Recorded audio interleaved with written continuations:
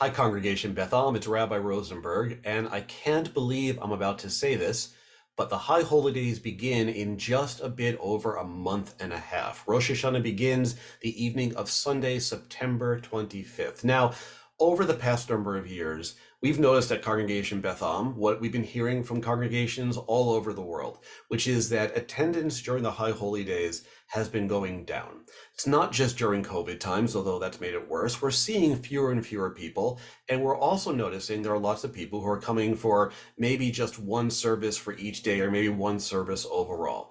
And so I wanted to talk to you about thinking about that. Now, I want to make it clear before I even really get started, I am not trying to guilt anyone here. I know there are some people who simply don't have the time to take off to attend as much as they want to. That's a reality, and I don't want to deny that.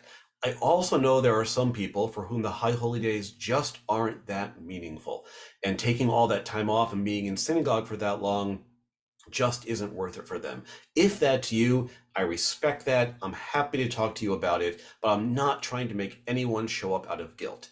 What I do want to do, however, is get people to think about what the benefits might be of coming to more of the High Holy Day services.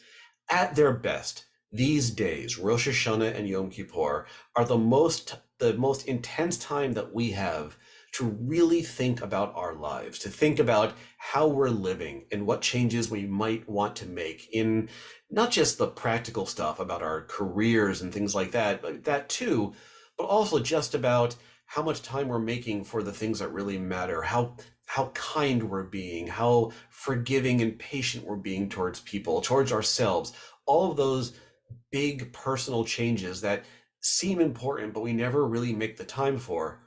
These are the days that we give ourselves time to really dive into that. Showing up for a service will hopefully be meaningful and inspiring, but where the high holy days really start to get some traction is when we make time to just slow down and turn inwards, to really give ourselves that time to contemplate what matters to us and why we're here in this world and what it all means.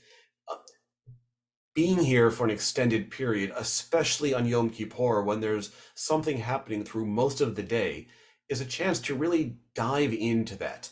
It's what my meditation teachers call continuity of practice.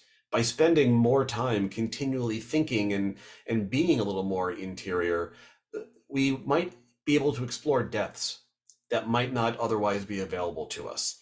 So, if it's possible, again, it's not for everyone, but if it is possible, think about blocking off the entire day for one or both of Rosh Hashanah and Yom Kippur. Make some time to really spend with ourselves. If you want, think about bringing an inspiring book with you. Could be a novel that moves you deeply or a work of nonfiction that really gets you thinking. Feel free to sit in the sanctuary, especially during the time of discussion or just the downtimes, and read. It's not traditional, but feel free to journal if you want to. Whatever it is that's going to help you really get meaning out of these days, we invite you to do it.